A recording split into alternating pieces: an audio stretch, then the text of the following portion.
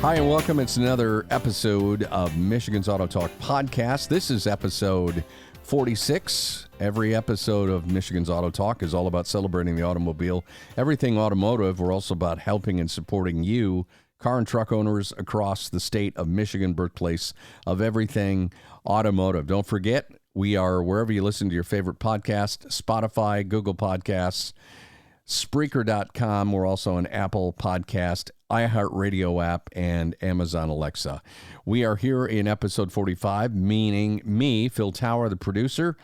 One of our two hosts, Al Schwinkendorf, is with me as well. And we thought we'd talk about one of those things that you see way too much. It puts a lot of money in your pocket because people do dumb stuff with bulbs and headlights.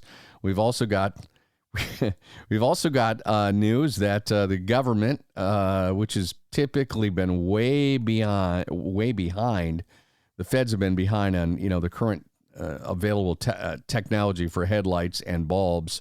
Apparently, there's something that's built into that new gazillion-dollar infrastructure bill that updates the headlight rules in there. And according to what it says in Motor Trend, this new article in Motor Trend, section 24212, Al, so that's probably page 24,212 of House Bill 3684, is simply titled Headlamps, and it states, not later than 2 years after the enactment of this act, so that'd be 2024, the Secretary shall issue a final rule amending Standard 108, and that is the headlight standards dealing with lamps, reflective devices, and associated equipment on all vehicles. So whatever that means, at some point, we're probably going to be getting a federal upgrade on headlights. I remember at one point, they said you weren't going to be able to buy, in the store, the bulbs we screw into our sockets in the house. You weren't going to be able to buy incandescent bulbs anymore. You can still find them. They're still out there. Same with the chlorofluorocarbons or the squiggly light bulbs. Everything's supposedly LED now. But what are you seeing in terms of, I know a lot of people try headlights on cars and trucks. People try to put the brightest they can get in there. They think the brighter, the better. I want to blind people, or I want to see 30,000 feet down the road, which is ridiculous. I mean, what right now people are doing is they're supposed to be heeding the manufacturer's recommended replacement. Obviously, Napa's got those bulbs in just about any auto parts stores. But people are putting in too strong of bulbs for what's the infrastructure that's already in the socket in the car, right? Is that one of the main problems? 6-volt cars of the 50s, their headlights barely did anything. And then we got the halogen bulbs in the 70s, and they were so much better, but they were sealed beams and people didn't like those. And when they came out with the xenon lights, the HIDs, that really made everybody say that's the standard. But you can get, if you have regular halogen capsules, they do have ones that are higher wattage that you can get.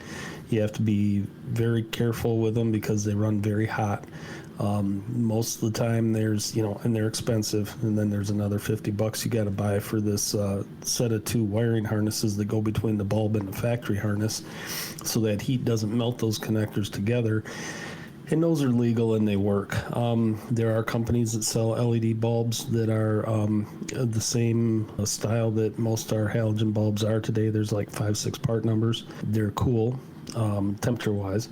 They're very bright and they're very long-lasting, but they're also illegal. So I guess if somebody really wanted to get you, because they can be even brighter than the HIDs. And then there's HID conversions out there, which most people shy away from. That's what they want, but just because of the price. I mean, those really bright blue headlights you see going down the road, those bulbs can be, a cheap one's $120. They can go up to $250 just for one bulb. It's got a ballast built into it and everything else. So to go out and buy an HID conversion usually includes a whole different lens assembly and reflectors and all that. And, a good one, a quality one that will work for you, it's probably a $900, $1,200 conversion.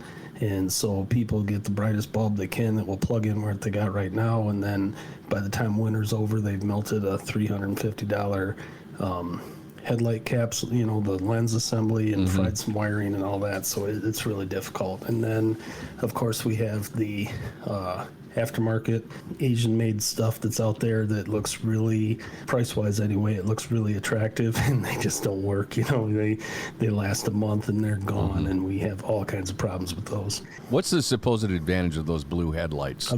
Well, they're a charged xenon gas. They're bright. The beam is controllable. I mean, there's more to just the bulb, the way they have the reflectors in there to hold the beam where it needs to be. A lot of vehicles that have those also have little motors built into the headlights, so they turn with the vehicle. They stay down. When you sense an oncoming car, they keep them, they don't dim like what we're used to. They just turn them down lower so they're not in the other person's eyes. And they're outrageously expensive. They're really fun. If you've ever driven a vehicle that has a good set of HIDs or the xenon lights that has the headlight control system on it, they're a joy to drive, because it really, at night, you can really see it really, really well, but it's very expensive. Yeah, and you see a lot of people who put those, it's typically the lifted trucks and put that extra rack of lights on, and that can play havoc with your electrical system as well, right? Oh, yeah. And I mean, there's so many things that come into play. We have people all the time that, I bought this LED bulb to replace the bulb that's in whatever, my turn signals, or then there's resistors and there's things that have to go in there. A lot of vehicles will have bulb failure lights on the dash because the resistance in an LED is different than the resistance in the bulb that came in it from the factory. And so there's a lot of... They make it sound like it's a really simple upgrade that you can do in your driveway and have no problems, and that's just not the case. It's something that really, if you aren't familiar with what you're doing, it's better to have somebody who knows what they're doing, knows how to do it. The other thing about taillights, and I know you know this, it's not easy changing a taillight these days. A lot of those crossovers that have that headlight or taillight assembly built into, the rear lift gate, it can get a little technical, can it, in terms of taking panels off? Yeah. And I can always tell when they've come in and somebody's attempted but failed, because there's little plastic connectors and stuff and little pieces that hold things together that are all busted up and everything, and you can do a lot of damage if you don't do it right. The bottom line is, don't overpay for something that, number one, won't work for your car, or it may work for a little bit but then fry out whatever you have, including, as you were saying, these can literally melt lenses on cars, right?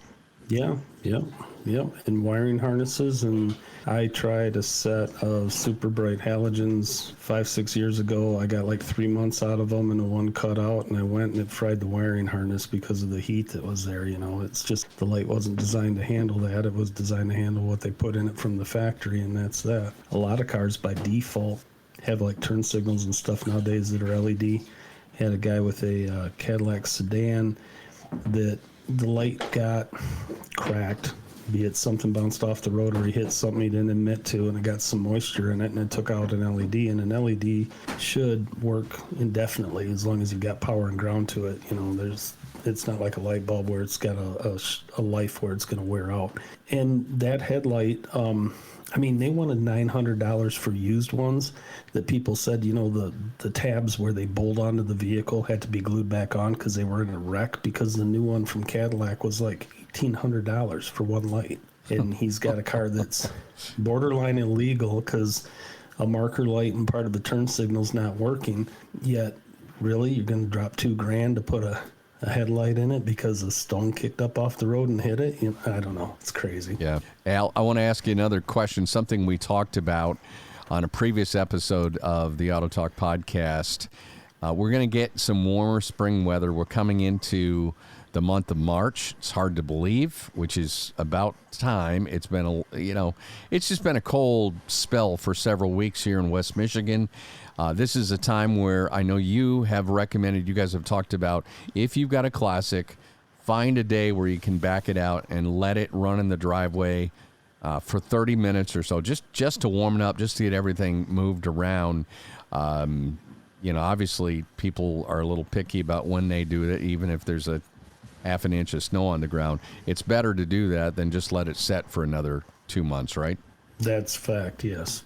I mean, even if you don't go anywhere but out of the driveway, work it through the gears, turn the steering wheel left and right, get the fluids moving, get stuff up to temperature. And, there's always, when cars come out in the spring, there's two things we find. There's stuff that's leaking, fluids and stuff like that when they bring them in the spring, that when they go drive them, like 2-3 weeks later, that all stops.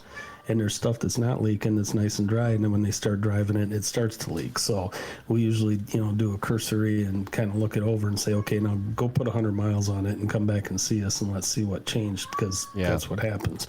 Anytime, even if it's super cold outside, once a month, if you just back the thing out and, like you said, give it a good half hour to get totally warm and get all the condensation out of the exhaust and everything else, it's the best thing you can do for them.